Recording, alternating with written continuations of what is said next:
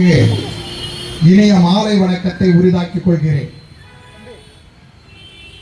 அரசியல் அங்கீகாரமே எம் மக்களுக்கான விடுதலை என்ற அந்த தலைப்பிலே சிங்காரவேலர் முன்னேற்ற கழகத்தினுடைய கொள்கை துடிப்புள்ள என் அருமைக்குரிய தம்பி முகிலன் அவர்கள் இப்படி ஒரு கூட்டத்தை நடத்தியே ஆக வேண்டும், இப்படி ஒரு சொற்பொழிவை நிகழ்த்தியே ஆக வேண்டும் என்று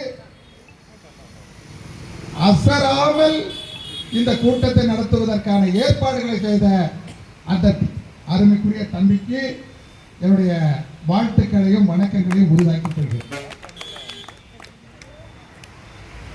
இங்கே நான் பேசுவதற்கு முன்னால் ஒரு கருத்தை நான் சொல்ல விரும்புகிறேன்.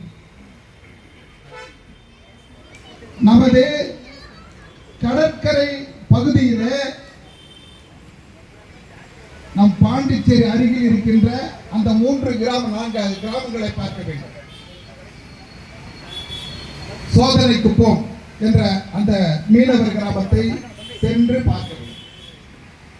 அதற்கு அருகிலே நடுக்குப்பம் என்ற அந்த கிராமத்தை சென்று பார்க்க வேண்டும்.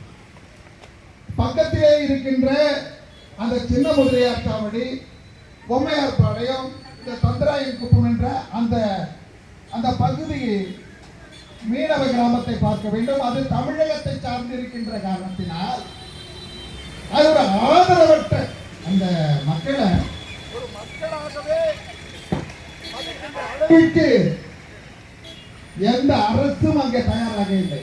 பார்க்கின்ற அதற்கு பக்கத்திலே பார்க்க போனால் காலாப்பட்டு பகுதியில் அந்த மக்களை பார்க்க அது ஒரு தீவு போல, அதாவது 2 தமிழ்நாட்டுக்கு இடையில ஒரு தீவு.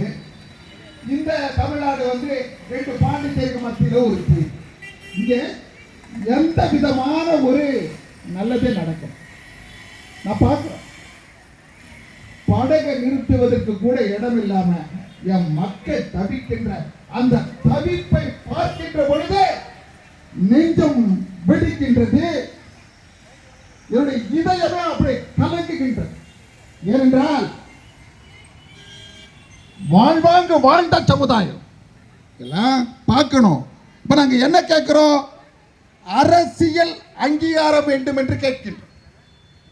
அதைத்தான் என் அருமைக்குரிய தலைவர் தேவநாதன் அவர்கள் நான் சாகின்ற நாள் வரை இந்த சமுதாயத்திற்காக பாடுபட்டு எப்படியாவது அந்த அங்கீகாரத்தை பெற்றுவிடுவோம் என்ற அந்த கொள்கையோடு தான் அன்பு சகோதரி தீபா அவர்களை காலாப்பட்டு தொகுதியிலே வேட்பாளராக நிறுத்த வேண்டும் என்ற கோரிக்கை வைத்தார்.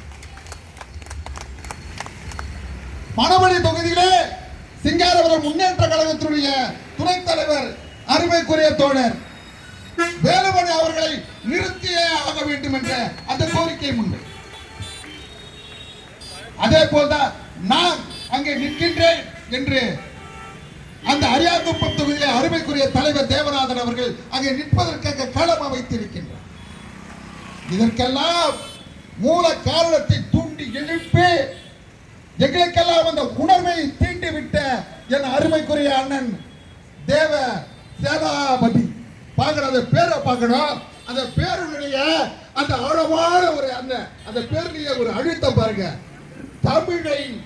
தமிழ் எழுத்தை, அந்த நெஞ்சத்தை, அந்த உணர்வுகளை அப்படியே நிறுத்தி கொண்டிருக்கின்ற அருமை தலைவர் நம் தேவ சேனாபதி.